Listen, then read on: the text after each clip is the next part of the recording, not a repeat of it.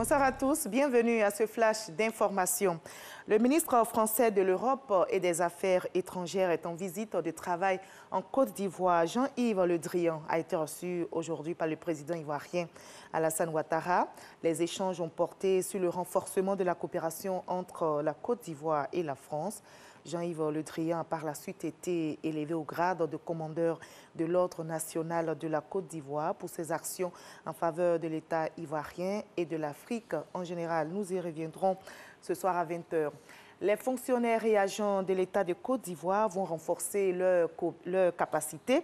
Le vice-président Daniel Kablan-Duncan vient justement de lancer officiellement le programme de formation en management des administrations publiques.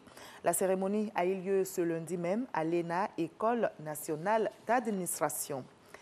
Dans l'actualité nationale également, les rencontres Africa 2017, elles ont débuté aujourd'hui. Le vice-président Daniel Kablan-Duncan a pris part à la séance inaugurale.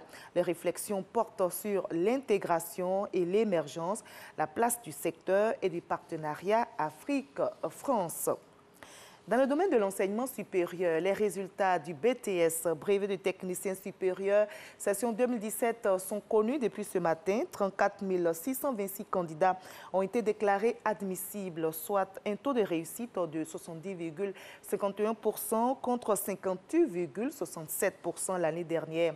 Ces résultats ont été proclamés par le directeur des examens, des concours et de l'orientation. Grâce Kando pour le reportage. Cri de joie dans ce cyber. Yassidou est admissible au brevet des techniciens supérieurs BTS. Comme lui, Jean-Baptiste se rend également dans le même endroit pour consulter son résultat. Après des recherches, il est déclaré admissible. Il y a eu mon BTS en finance comptable et je suis heureux. Même constat avec cet autre candidat. Ça a marché. Voilà, vraiment merci, un grand merci à tous mes amis. Un grand merci pour mon papa parce qu'il m'a beaucoup soutenu pendant mon parcours scolaire. Vraiment, je suis très content pour lui.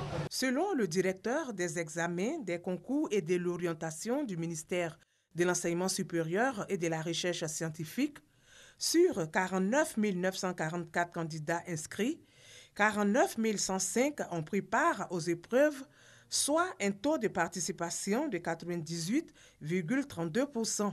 34 626 candidats ont été déclarés admissibles, soit un taux d'admissibilité de 70,51% en 2017 contre 58,67% en 2016, soit une progression de 11,84 points.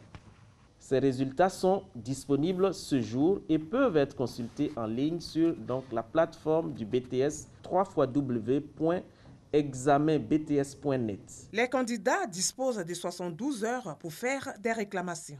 Pour ce faire, ils devront éditer leur relevé de notes en ligne uniquement sur le site www.examenbts.net et déposer leur réclamation sur le même site. Pour cette session 2017 du BTS, la direction des systèmes d'information a apporté des innovations, entre autres l'inscription en ligne des candidats avec l'impression des fiches de candidature en ligne et l'anonymat électronique lors de la délibération. Ailleurs au Cameroun, l'ambiance est tout autre. La situation était tendue hier dans les régions anglophones. Des heurts ont éclaté avec les forces de l'ordre dans plusieurs localités.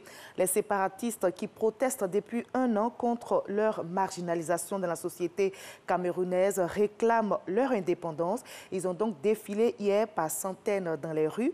La journée de contestation marquée par des heurts aurait fait des morts, mais impossible pour le moment de vérifier l'information. Las Vegas est sous le choc. La nuit dernière, la ville américaine a été la cible d'une fusillade qui a fait au moins 58 morts et 515 blessés, selon un nouveau bilan. C'est le meurtre de masse le plus important de ces 25 dernières années aux États-Unis. L'attaque a été revendiquée par le groupe État islamique. Le présumé tireur, résidant à Las Vegas, s'est suicidé avant l'arrivée de la police. Il a tiré sur une foule qui assistait à un concert en plein air. On se retrouve à 20 h pour la suite de l'actualité. À tout à l'heure.